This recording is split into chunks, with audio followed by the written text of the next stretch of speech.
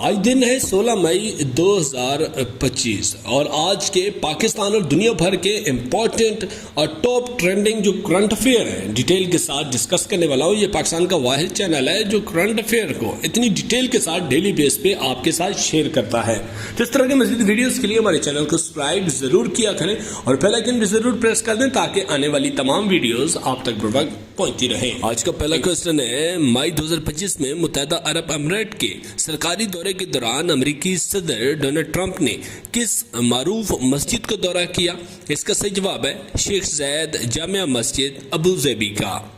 اس کی اہم معلومات ہے، یہ دورہ 15 مئی 2025 کو ہوا اور یہ ابو ظبی متحدہ عرب اماراتس میں تھا۔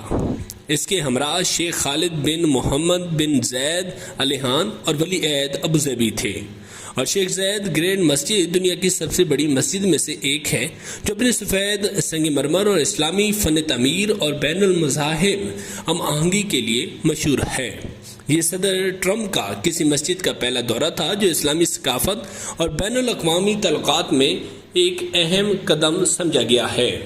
آج کا ہمارا دوسرا سوال ہے، مئی 2025 میں سعودی عرب کے دورے کے دوران امریکی صدر ڈونلڈ ٹرمپ نے سعودی ولی عہد محمد بن سلمان کو کس غیر رسمی نام سے پکارا؟ جس کا صحیح جواب ہے جونی کے نام سے۔ اس کی اہم معلومات ہے، یہ دورہ 13 مئی 2025 کو ہوا اور مقام جو ہے وہ ریاض سعودی عرب میں۔ یہ تقریب سعودی امریکی سرمایہ کاری فورم کے دوران ہوا اور یہ واقعہ جو ہے صدر ٹرمپ نے ولی عہد محمد بن سلمان کو جونی کے نام سے پکارا جو ان کے درمیان قریبی تعلقات کی عکاسی کرتا ہے۔ آج کا ہمارا تیسرا سوال ہے، متحدہ عرب امارات UAE نے اپنی تمام ریاستوں کو آپس میں ملانے کے لیے کس بڑے منصوبے کا آغاز کیا ہے؟ تو اس کا صحیح جواب ہے اتحاد ریل منصوبہ۔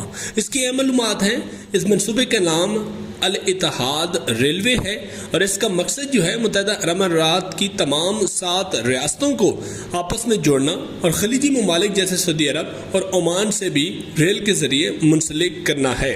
اس کی کل لمبائی تقریباً 1200 کلومیٹر ہے اور اس کی رفتار جو ہے مسافروں کے لیے ٹرین کی رفتار 200 کلومیٹر فی گھنٹہ تک ہوگی، جبکہ ابو ظبی اور دبئی کے درمیانی ہائی سپیڈ ٹرین کی رفتار جو ہے وہ 350 کلومیٹر فی گھنٹہ تک متوقع ہے۔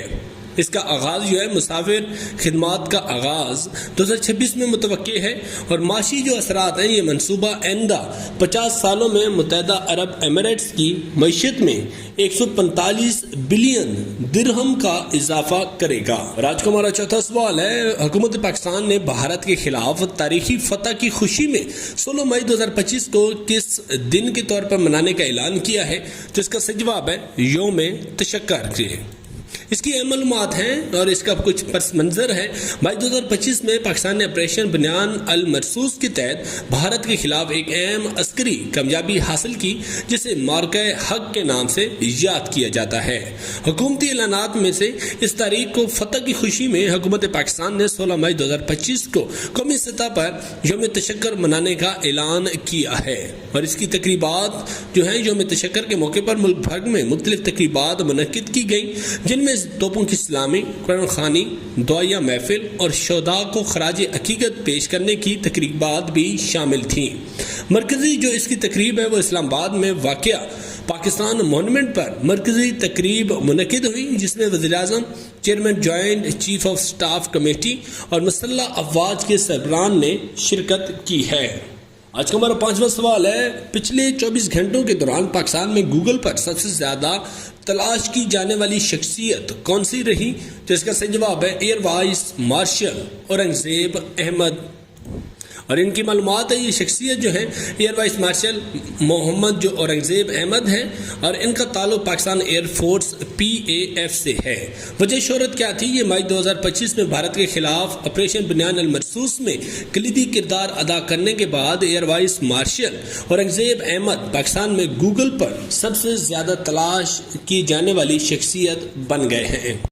آج کا ہمارا چھٹا کوسچن ہے، مئی 2025 میں امریکی صدر ڈونلڈ ٹرمپ نے کس عالمی ٹیکنالوجی کمپنی کو بھارت سے اپنے آپریشنز ختم کرنے کا مشورہ دیا ہے؟